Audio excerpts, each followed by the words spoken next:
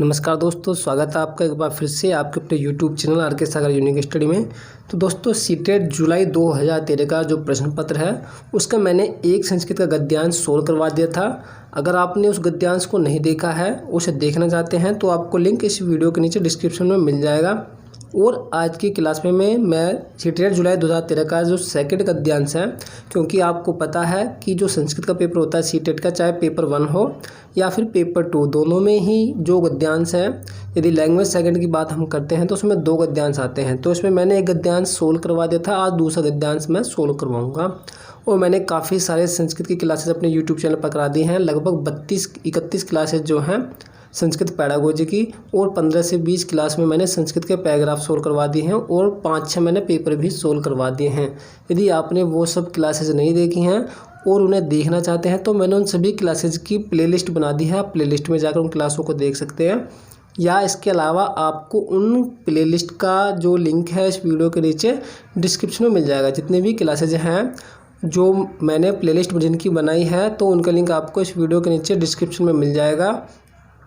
और एक बात कि 22 तारीख में एक मोटिवेशनल वीडियो आएगी मेरे द्वारा, जिसमें मैंने एक कविता के माध्यम से जो मैंने खुद लिखी गई है, जिसका टाइटल है एक उड़ान मंजिल की ओर, वो आएगी। तो आपको क्या करना है, आपको उस वीडियो को देखना है, क्योंकि वो वीडियो आपके अंदर जो है एक उत्साह भर देगी। और अगर आपको वो वीडियो अच्छी लगे तो उस वीडियो को आपको ज़्यादा से ज़्यादा, अधिक से अधिक अपने दोस्तों में शेयर ज़रूर करना है। तो याद रखिए, 22 तारीख में सुबह 10 बजे यानी कि 10 AM जो है मेरी क्लास वो अपलोड हो जाएगी, वो वीडियो अपलोड हो जाएगी, जिसमें मैं एक मोटिवेशनल वीडियो आपको प्रोवाइड करूँगा। तो आप उसको ज़रूर देखें। और जितने भी आपके साथी हैं, चाहे कोई भी हो, जितने भी स्टूडेंट हैं, सभी के पास में आपको शेयर करना है, चाहे वो कोई सी भी स्ट्रीम का है। ओके, तो चलिए शुरू करते हैं आज की क्लास। और अगर आप चैनल पर नए आए हैं तो चैनल को सब्सक्राइब जरूर करें। और अगर आपको वीडियो अच्छे लगे, मेरे द्वारा जो हिंदी ट्रांसलेट है मैं उसको करता हूँ संस्कृत की, अगर वो आपको समझ आए तो वीडियो को लाइक ज़रूर करें और कमेंट करके ज़रूर बताइए कि आपको हमारी क्लास कैसी लगती है। तो शुरू करते हैं आज की क्लास। तो देखिए, आज की क्लास में जो निर्देश दिया है पहले उसे पढ़ लेते हैं। तो निर्देश में कहा गया है, अधोलिखितम गद्यांश, निम्नलिखित या नीचे लिखे गद्यांश को पठित्वा पढ़कर तदाधारित प्रश्नानाम, उस पर आधारित प्रश्नों के विकल्पात्मक उत्तरेषु विकल्पों के समुचितम सबसे उचित उत्तर को चित्वा चुनकर लिखिए। तो इसमें निर्देश में कहा गया है, नीचे लिखे गद्यांश को पढ़कर उस पर आधारित प्रश्नों के विकल्पों के सबसे उचित उत्तर को चुनकर लिखिए। तो देखते हैं कि जो गद्यांश है उसमें क्या है। तो देखिए, गद्यांश में पहले दिया हुआ है, प्रकृति मनुष्यस्य उपकारिणी। तो प्रकृति ने या प्रकृति का मनुष्य पर उपकारिणी उपकार है। तो आप सभी जानते हैं प्रकृति का मनुष्य पर क्या है, बहुत ही उपकार है। मनुष्य ही सह, मनुष्य के साथ, तस्या उसका किसका, प्रकृति का, प्रकृति के बारे में बात की जा रही है। तो मनुष्य का उसके साथ शाश्वत है। शाश्वत है का अर्थ होता है जो कभी भी समाप्त ना हो, यानी हमेशा रहने वाला। ओके, या आप अमर भी कह सकते हैं। ठीक है, तो मनुष्य के साथ उसका हमेशा ही संबंध रहा है। तो मनुष्य के साथ उसका किसका, प्रकृति का हमेशा से ही संबंध रहा है। सा वह विविध रूपेषु अनेक रूपों में, अस्मिन इस जगति संसार में, आत्मानम स्वयं को या अपने आप को, प्रकट करती है। वह अनेक रूपों में, वह का अर्थ यहाँ पर किसके लिए कहा जा रहा है, प्रकृति के लिए कहा जा रहा है। ठीक है, तो वह अनेक रूपों में इस संसार में अपने आप को प्रकट करती है। ठीक है, पशु पक्षिण, पशु पक्षी, वनस्पति या वनस्पति, चा और तस्या उसके एव ही अंगानी अंग हैं। पशु पक्षी और वनस्पति। ठीक है, तो च का अर्थ जो है एक शब्द से पहले उसका अर्थ निकलता है। तीनों आपको यहाँ पर दिख रहा होगा, पशु पक्षी और वनस्पति। ठीक है, तो वनस्पति से पहले अर्थ आएगा, जबकि जो च है वो होता है उस शब्द के बाद में जिसका वो अर्थ होता है ना। तो इस बात का आप याद रखना। तो पशु पक्षी और वनस्पति उसके ही अंग हैं। तस्य का अर्थ हो गया उसके ही अंग हैं। तो किसके अंग हैं, पशु पक्षी और वनस्पति, प्रकृति के। तो जो प्रकृति है, ठीक है, पशु पक्षी और वनस्पति ये सब किसके अंग हैं, ये सब जो प्रकृति के ही अंग हैं। आगे देखिए, निराशा असहाया जना, निराश असहाय यानी जिनका कोई सहारा ना हो, जना लोग, तस्या उससे ही, एव का अर्थ हो गया ही, आश्रयम आश्रय, प्राप्नुवंती प्राप्त करते हैं। तो जो लोग निराश होते हैं, असहाय होते हैं, ठीक है, यानी निराश असहाय लोग उसके द्वारा ही या उससे ही आश्रय प्राप्त करते हैं, प्राप्नुवंती प्राप्त करते हैं। सा वह सौ मनोहरेण अपने मनोहर से, सौंदर्येन सौंदर्य से, नीरसम नीरस, नीरस आप समझते ही हैं जिसमें कोई रस ना हो, ठीक है, नीरस, हृदयम हृदय को भी, अपी का अर्थ हो गया भी, सरसम सरस अर्थात रसपूर्ण, है ना, सरसम का अर्थ हो गया रसपूर्ण यानी कि रस सहित, क्रोती करती है। तो वह है ना, वह अपने मनोहर से, सौंदर्य से, नीरस हृदय को भी सरस करती है, अर्थात रसपूर्ण करती है, यानी कि उसमें रस भर देती है। कौन? प्रकृति।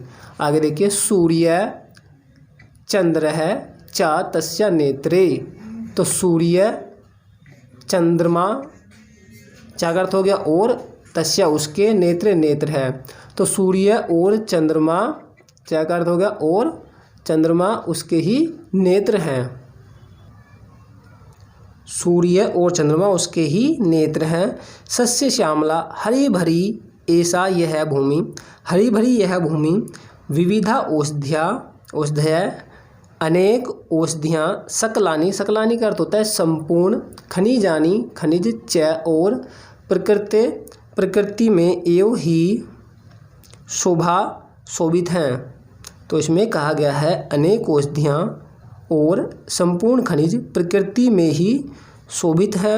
सा तू वह तो, नित्यम नित्य, नित्य का अर्थ हो गया रोजाना, डेली, है ना, तो वह तो नित्य एवं ही, एतई इन सभी या इनके साधने साधनों के द्वारा, सर्वेशाम सभी का या सभी पर, उपकारम करोति उपकार करती है। वह तो नित्य ही इन सभी साधनों के द्वारा, कौन साधन? अनेक औषधि के द्वारा और संपूर्ण खनिज के द्वारा, ये सब क्या है? उसके साधन हैं, ठीक है। तो आगे देखिए, वह तो नित्य ही इन सभी साधनों के द्वारा सभी पर या सभी का उपकार करती है। परम अधन्य, किंतु अधन्य का अर्थ हो गया यहाँ पर जो लोग धन्य नहीं हैं, ठीक है, जो लोग धन्य नहीं हैं, किंतु जो अधन्य हैं अर्थात जो धन्य नहीं है, अयम जनय ये लोग, कृतज्ञता विहाय कृतज्ञता को छोड़कर, असाधु सेवितम पंथानम गस्ती, यानी कि बुराई के रास्ते पर, पंथानम का अर्थ हो गया रास्ते पर, गस्ती जाते हैं या जाता है, ठीक है, तो गस्ती है तो एक वचन के लिए प्रयोग होगा। किंतु जो अधनी लोग हैं, अधन्य लोग हैं, है ना, किंतु अधन्य यह लोग कृतज्ञता को छोड़कर बुराई के रास्ते पर या दुर्जनता के साथ, है ना, बुराई के रास्ते पर जो है जाता है। आगे देखिए, विविधानि च और अनेक, कष्टानि च अनुबंती और कष्ट का क्या करते हैं? अनुभव करता है, ठीक है, तो अनेक जो है कष्टों का अनुभव करता है, कौन? मनुष्य। नर है मनुष्य, शाश्वतम हमेशा ही, सुखम सुख, वांछती चाहता है, जो मनुष्य है वो हमेशा ही सुख चाहता है। चेत तरही यदि, तो प्रकृति में, प्रतिकूलम प्रतिकूल, कदापि न आचेत इति कभी भी नहीं आचरण करना चाहिए ऐसा। तो इसमें यह कहा गया है कि मनुष्य, पहले चेत का अर्थ यहाँ पर आएगा कि मनुष्य यदि हमेशा ही सुख चाहता है तो प्रकृति में उसे जो है प्रकृति के प्रतिकूल कभी भी या कभी भी आचरण या कोई भी कार्य नहीं करना चाहिए। ओके, तो इसमें यह कहा गया है कि यदि मनुष्य जो है हमेशा सुख चाहता है, सुखी रहना चाहता है, तो उसे प्रकृति के विपरीत कोई भी कार्य या कोई भी आचरण नहीं करना चाहिए। उसे सब जो कार्य है वो प्रकृति के अनुकूल ही रहकर करने चाहिए। तो एक बार फिर से इसकी हिंदी देख लीजिए, इससे आपको अच्छे समझ आ जाएगी। प्रकृति का मनुष्य पर उपकार है, मनुष्य के साथ उसका हमेशा ही संबंध रहा है। वह अनेक रूपों में इस संसार में अपने आप को प्रकट करती है। पशु पक्षी और वनस्पतियाँ उसके ही अंग हैं। निराश असहाय लोग उसके द्वारा ही आश्रय प्राप्त करते हैं। वह अपने मनोहर से, सौंदर्य से नीरस हृदय को भी सरस करती है। सूर्य और चंद्रमा उसके नेत्र हैं। हरी भरी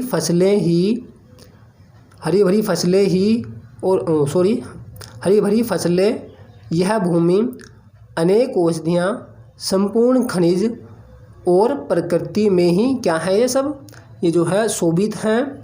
वह तो नित्य ही इन सभी साधनों के द्वारा सभी पर उपकार करती है, किंतु अधन्य यह लोग कृतज्ञता को छोड़कर, एक बार फिर देखिए, किंतु अधन्य यह लोग कृतज्ञता को छोड़कर, यह कर होता है छोड़कर, असाधु सेवितम यानी कि बुराई के रास्ते पर, पंथानम का मतलब होगा रास्ते पर, बुराई के रास्ते पर या दुर्जनता के साथ जाता है और अनेक कष्टों का अनुभव करता है। मनुष्य हमेशा ही यदि सुख प्राप्त करना चाहता है तो उसे प्रकृति के प्रतिकूल कोई भी आचरण नहीं करना चाहिए। ठीक है, तो आचेत का अर्थ हो गया कोई भी आचरण नहीं करना चाहिए। तो ये इसकी हिंदी हो गई, बहुत ही सिंपल है। अब देख लेते हैं इसके क्वेश्चन। तो देखिए क्वेश्चन में पहला ही जो इसमें क्वेश्चन है वो लकार से पूछा गया है। तो इसमें कहा गया है क्वेश्चन है इसमें 10वां, क्योंकि 9 क्वेश्चन तक मैंने इससे पहले की जो क्लास है उसमें करा दिया था। वो उसका लिंक मैं आपको इस वीडियो के नीचे डिस्क्रिप्शन में दे दूंगा। जब मैंने जो जुलाई 2013 इसका जब पेपर सोल्व करवाया था, वो पता नहीं शायद आपने नहीं देखी होगी, तो मैं उसका लिंक आपको इस वीडियो के नीचे डिस्क्रिप्शन में दे दूँगा, वहाँ से देख लेना। तो देखिए इसमें क्वेश्चन है कि अत्र विधि लिंग लकारस्य, यहाँ विधि लिंग लकार का उदाहरणम अस्ति, उदाहरण है। तो सीधे सीधे इसमें ये पूछ लिया गया है कि विधि लिंग जो लकार होता है, विधि लिंग का अर्थ होता है चाहिए के अर्थ में, यानी कि जिस भी सेंटेंस में चाहिए आता है वो जो लकार होता है वो विधि लिंग का होता है। किसका होता है? विधि लिंग का होता है। तो मैंने लकार पर 2 वीडियो भी बनाई थी, अगर आपने वो वीडियो नहीं देखी हैं तो उनको ज़रूर देख लीजिए। उन दोनों वीडियो का लिंक भी मैं आपको इस वीडियो के नीचे डिस्क्रिप्शन में दे दूंगा, क्योंकि लकार से क्वेश्चन पूछे जाते हैं। यदि आपने वो वीडियो देख रखी हैं तो आपको जो क्वेश्चन है उसका आंसर मिल गया होगा। तो देखिए यहाँ पर इसमें मैंने आपको बताया था कि जो आचेत का अर्थ होता है आचरण करना चाहिए। तो इसमें क्या आ रहा है? आचरण करना चाहिए। तो चाहिए आ रहा है ना, तो चाहिए के अर्थ में ही क्या विधि लिंग लकार का प्रयोग होता है। ठीक है, तो कृतज्ञताम, तो कृतज्ञता हो गया। वांछती, चाहता है। प्रकटयति, प्रकट करती है। आचरेत, आचरण करना चाहिए। तो इसमें ही क्या है? चाहिए आ रहा है। तो चाहिए के अर्थ में कौन प्रयोग होगा? आचरेत। तो यहाँ विधि लिंग लकार का उदाहरण कौन सा है? आचरेत है। समझ में आ गया होगा। तो आंसर हो जाएगा 4th ऑप्शन, डी वाला। अगला क्वेश्चन देखिए। नेक्स्ट क्वेश्चन है अत्र, यहाँ या इसमें, कस्मिन पदे, किस पद में द्वितीय विभक्त है प्रयुक्ता, दूसरी विभक्ति प्रयोग हुई है। तो इसमें कौन से पद में द्वितीय विभक्ति प्रयोग हुई है? फर्स्ट ऑप्शन है परम, सेकंड है नित्यम, सी है कृतज्ञताम और लास्ट ऑप्शन है शाश्वतम। तो देखिए इन तीनों के तीनों में, परम, नित्यम, शाश्वतम, इन तीनों में ही प्रथमा विभक्ति है। क्या है? प्रथमा। लेकिन जो कृतज्ञताम है इसमें कौन सी विभक्ति है? द्वितीय विभक्ति है। और यदि मान लीजिए आपको ऐसे क्वेश्चन जो होते हैं उनका आंसर नहीं पता होता तो आप थोड़ा सा जो है तुक्का भी इसमें लगा सकते हैं। जैसे इसमें देख रहे होंगे आप, ये जो है तीनों ही सेम है, परम भी, नित्यम भी, शाश्वतम भी। ठीक है, इनमें जो है कोई भी आ नहीं है, बाद में क्या है सिर्फ माँ है और उसमें हलंत है। लेकिन जो कृतज्ञताम है इसमें आ है। ठीक है, इसमें क्या है? आ है। तो ये क्या है? ये द्वितीय विभक्ति है। तो आंसर कौन सा हो जाएगा? सी वाला ऑप्शन हो जाएगा। इसके अलावा यदि आप याद ही कर लेते तो बहुत अच्छी बात है। तो मैंने राम की वीडियो बना रखी है, राम के शब्द रूप की, बाकी की मैंने वीडियो नहीं बनाई थी। मैंने आपसे कहा था कि मैं एक पुल्लिंग, एक स्त्रीलिंग और एक नपुंसक लिंग की वीडियो जो है आपको दूंगा, लेकिन मैंने सिर्फ राम की ही वीडियो आपको दी थी, क्योंकि आपने वो वीडियो जो है बहुत ही कम देखी थी राम के शब्द रूप की, इसलिए मैंने शब्द रूप की कोई वीडियो नहीं बनाई। इसके अलावा यदि आप कमेंट करेंगे तो आपके लिए जो है दोबारा से जो 2 शब्द के शब्द रूप हैं उनकी वीडियो मैं बना दूंगा। और इसके अलावा यदि आप राम के शब्द के रूप की वीडियो देखना चाहते हैं तो उसका लिंक भी मैं आपको इस वीडियो के नीचे डिस्क्रिप्शन में दे दूंगा। आप आसानी से जो ट्रिक मैंने बताई है उससे राम के शब्द रूपों को याद कर सकते हैं। तो देखिए अब अगला क्वेश्चन इसमें है 12 कि का आत्मनम विविध रूपेषु प्रकटयति। इसमें पूछा गया है कि कौन, का करते हो गया कौन, अपने आप या स्वयं का विविध रूप यानी कि अनेक रूप में प्रकट करती है। तो कौन अपने आप को अनेक रूपों में प्रकट करती है? निराशा करती है, प्रकृति करती है, शोभा करती है, या फिर उपकारिणी या उपकार, तो क्या कौन करती है, तो वो प्रकृति करती है। तो आंसर हो जाएगा बी वाला ऑप्शन, प्रकृति। ठीक है, तो कौन अपने आप को जो है अनेक रूपों में प्रकट करती है, प्रकृति। आंसर हो जाएगा बी वाला ऑप्शन। अगला क्वेश्चन है 13। अगला क्वेश्चन है कैस असाधु सेवितम, कौन जो है दुर्जनता को सेवन करके या बुराई के रास्ते पर, पंथाना का मतलब होगा रास्ते पर गचती जाता है। तो कौन जो है दुर्जनता को सेवन करते हुए जो है बुराई के रास्ते पर जाता है। फर्स्ट ऑप्शन है मनुष्य, सेकंड है चंद्र है, सी ऑप्शन है पशु और लास्ट ऑप्शन है वनस्पति। तो कौन जाता है, मनुष्य। तो आंसर हो जाएगा ए वाला ऑप्शन। ठीक है, तो कौन जो है असाधु का सेवन करके या दुर्जनता का सेवन करते बुराई के रास्ते पर जाता है, तो जो मनुष्य है वो। ठीक है, पैराग्राफ के अकॉर्डिंग। अगला क्वेश्चन है 14। मनुष्य कस्या प्रतिकूलम न आचरित, मनुष्य को किसके प्रतिकूल या किसके विपरीत आचरण नहीं करना चाहिए। तो किसके विपरीत आचरण नहीं करना चाहिए, आंसर आपको मिल गया होगा। ऑप्शन देखने की जरूरत नहीं है, फिर भी मैं आपको दिखा देता हूँ। तो इसमें जो विकल्प हैं वो है, पहला ऑप्शन है शोभाया, सेकंड ऑप्शन है निराशाया, सी ऑप्शन है प्रकृति, लास्ट ऑप्शन है कृतज्ञताया। तो आपको आंसर मिल गया होगा प्रकृति। तो आंसर क्या हो जाएगा, सी वाला ऑप्शन हो जाएगा प्रकृति में। ठीक है, तो प्रकृति में जो मनुष्य है उसको उसके प्रतिकूल आचरण नहीं करना चाहिए, क्योंकि यदि उसके प्रतिकूल कोई भी कार्य करेंगे तो प्रकृति क्या करती है, अपना अभिशाप दिखाती है। तरह तरह की जो विपत्तियां हैं वो आती हैं। प्रकृति के साथ यदि खिलवाड़ किया जाएगा तो अनेक प्राकृतिक आपदाएं आती हैं। तो जैसी प्रकृति है उसको वैसा ही रहने दें, उसके साथ छेड़खानी ना करें। ठीक है, उसके प्रतिकूल कोई भी कार्य नहीं करें। अगला क्वेश्चन देखिए 15। खनिजानी, खनिजानी जो है खनिज का बहुवचन रूप है, प्रथमा विभक्ति का खनिज। इति, इस पदस्य पद का अत्र विशेषण पदम, यहाँ या इसमें विशेषण पद किम क्या है। तो जो खनिज है इस पद का इसमें जो है विशेषण पद क्या है, इन चारों में ये पूछा गया है। फर्स्ट ऑप्शन है विविधानी, सेकंड ऑप्शन है अंगानी, सी ऑप्शन है कष्टानी और डी ऑप्शन है सकलानी। तो देखिए पहले मैं आपको इस पैराग्राफ को दिखाता हूँ। तो यहाँ पर आपको दिख रहा होगा सकलानी, खनिजानी। सकलानी का अर्थ मैंने आपको बताया था संपूर्ण होता है, संपूर्ण खनिज। तो खनिज कैसे है, संपूर्ण है। तो खनिज यहाँ पर क्या है, खनिज यहाँ पर जो है विशेष्य है और सकलानी क्या है, ये विशेषण है। ठीक है, तो जो शब्द जो है किसी भी शब्द की विशेषता बताते हैं वो विशेषण होते हैं, आपको पता है। ठीक है, तो खनिज क्या होगा, विशेष्य होगा। तो जिस भी शब्द की विशेषता बताई जाती है उसे विशेष्य कहते हैं। तो यहाँ पर जो है किसकी विशेषता बताई जा रही है, खनिज की विशेषता बताई जा रही है कि खनिज कैसा है, संपूर्ण खनिज है। ठीक है, तो संपूर्ण खनिज, खनिज कैसा है, कितना है, संपूर्ण खनिज जो है संपूर्ण है। ठीक है, तो विशेष्य जो होता है, ठीक है, विशेष्य क्या होता है, संज्ञा ही जो है विशेष होता है। विशेष्य क्या होता है, संज्ञा। ठीक है, यानी कि किसी के नाम को या किसी वस्तु को क्या कहते हैं, उसी को ही जो है विशेष्य कहते हैं, है ना। तो संज्ञा भी आप जानते हैं, किसी प्राणी वस्तु अथवा स्थान के नाम को क्या कहते हैं, संज्ञा कहते हैं।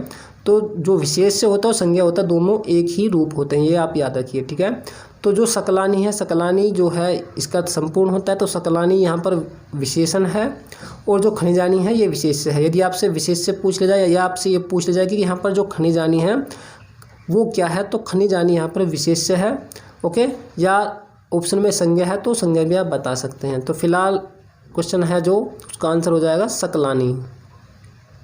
तो इसमें जो आंसर हो जाएगा वो जाएगा डी वाला ऑप्शन, सकलानी। ठीक है, ना तो विविधानी है, ना अंगानी है, ना कष्टानी है। तो आंसर होगा डी वाला ऑप्शन। ठीक, तो खनिज कैसे हैं, संपूर्ण, संपूर्ण खनिज। ठीक है, तो खनिज इस पद का इसमें जो है इनमें से विशेषण पद कौन सा है, सकलानी। तो ये थे इसके सेकंड जो पार्ट है आपका सीटेट जुलाई 2013 का सेकंड गद्यांश, इसके क्वेश्चन और इस गद्यांश की हिंदी जो मैंने आपको ट्रांसलेट करके बताई है। तो देखिए बहुत सारे स्टूडेंट हैं जिनकी संस्कृत बहुत ही ज़्यादा वीक है, तो आप क्या करें, आप जो है वीडियो को 2 बार देखिए, 3 बार देखिए, उसके जो प्रत्येक शब्द है उसकी हिंदी आपको आनी चाहिए। और उसकी हिंदी आपको तभी आएगी जब आप उसको ध्यान से देखेंगे, 2 बार देखेंगे, 3 बार देखेंगे।